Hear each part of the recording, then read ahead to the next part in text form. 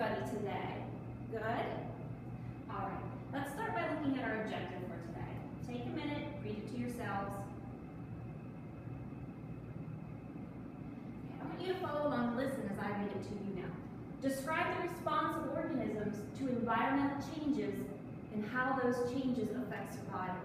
Okay. Let's take a minute and talk about this objective because I really want to make sure you understand what we're supposed to understand and learn about today. What are some really important words in this objective, some things we really need to understand? Yes. Response. Very good. We need to understand that something's going to be responding. What else? Yes. Organism. Organisms are going to be responding. Yes. Changes. Anything else?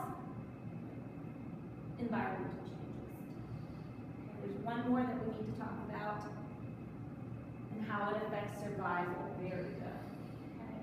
So we want to talk about changes in the environment and how that affects the survival of the organism. Okay, can the organism respond to these changes? Our warm-up today. Okay, let's think about this. Are all organisms within a species exactly the same? And then explain or justify your answer. Take about 1 minute to get your thoughts down on paper.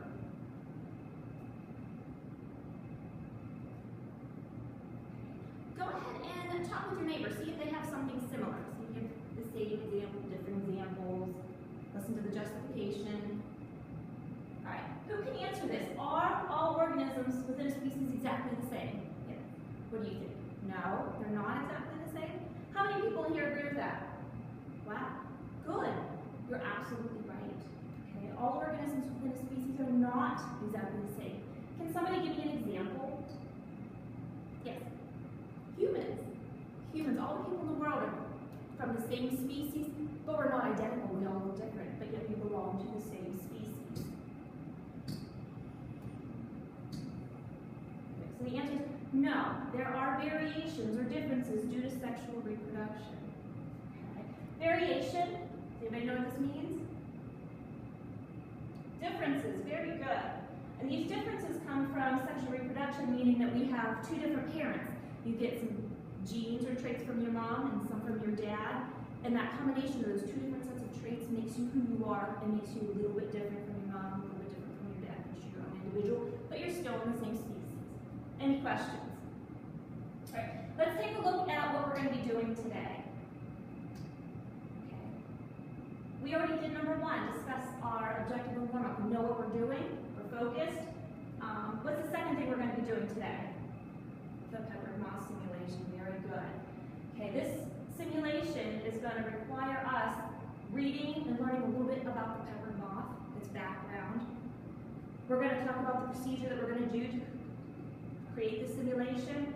Then we're going to collect and analyze our data. Okay. At the end, we're going to discuss our observations, and we're going to talk about how what we observed and the data we collected, how does this relate to our objective today? Okay. Will you guys have homework tonight? Yeah, you're going to have homework. You're going to have to graph some data for me. Are there any questions on what we're doing today?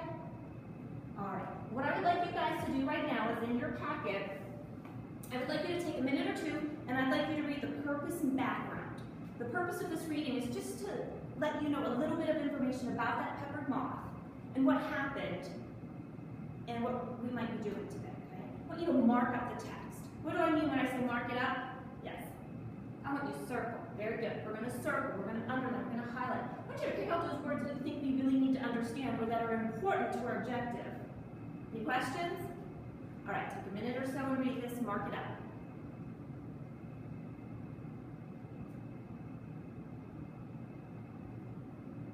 All right. What are some things that you came across in this background information that you felt were important? Yes. Industrial melanism. Very good. What is that? Can you tell me about that? Yes, it's whenever a population of organisms has to change due to pollution in the environment. Okay. Anything else in there? Yes. Manchester, England. Yes, that's where this took place. Anything else? Yes. Yes, from 1845 to 1890. Okay. All right. Let's move on a little bit.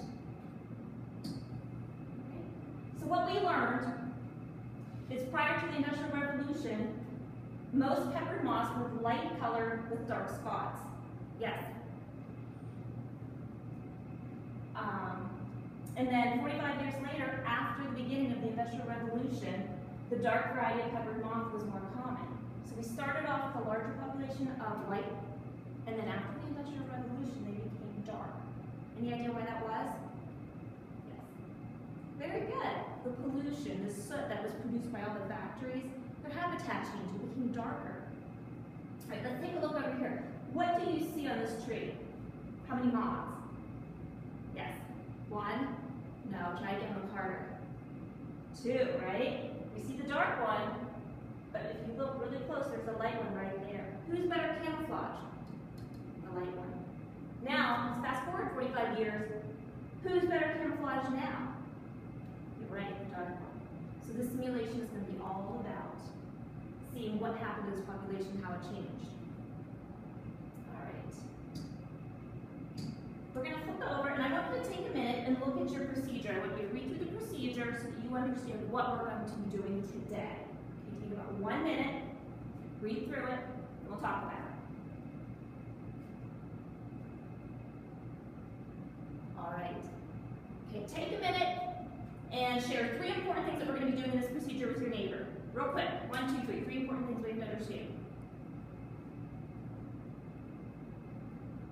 All righty. What's one thing we're going to be doing? One thing we need to understand in this simulation? How many triangles or moths are we starting out with? Yes, 10. All right, we're going to start with 10 white and 10 newspaper moths, and we're going to be working with the dark background. We don't have enough time today to do the white and the dark, so the white information, the data for the white background has been given to you, so you will only have the dark one to work with today. Okay?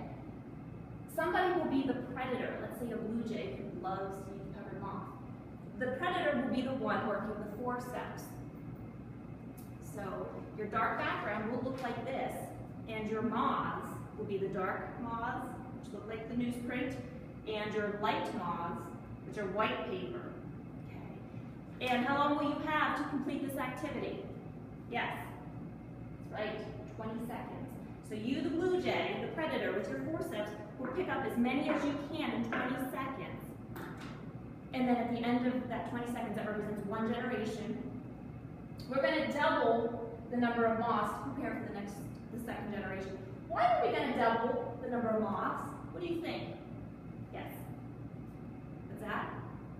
Yeah, doubling the number of moths shows reproduction, because those who survive are going to reproduce and pass their genes on to their offspring. Okay. So you're going to continue this for 3 generations. Let's take a look at the white data that has been given to you. If you can understand this, then doing the dark background or following that simulation will be a little bit easier. So we started off, this is the white background. This would be their natural habitat before the Industrial Revolution. We have 10 newspaper and 10 white. At the end of the first generation, the predator, the blue jay, okay, there was only 4 newspaper, 4 dark ones left, and 9 white ones. Why do you think that is? Yeah, well, the white ones blended in better with their background, they better camouflage. What do we do with this to prepare for the next generation? We double them. So right now you have 4 newspaper triangles or moths on your page. You're going to add 4 more to double that to show reproduction. So we're now up to 8 for generation 2. 9, we're going to add 9 more to double that to get you to 18. You get another 20 seconds. At the end of 20 seconds, we're going to count again. What's left at the end of the second round? 5, 14, we're going to double it again. Do you guys get the idea? All right. Take about 5 to 6 minutes, you might not need that much time, and run through the simulation on your own with the dark newspaper print and see how it goes. Okay, I'll be coming around to help you. You'll have a timer and get everything set up. All right, good. Make sure you work together and you help one another. All right, how did it go? Good. Let's talk about some of the data that you collected.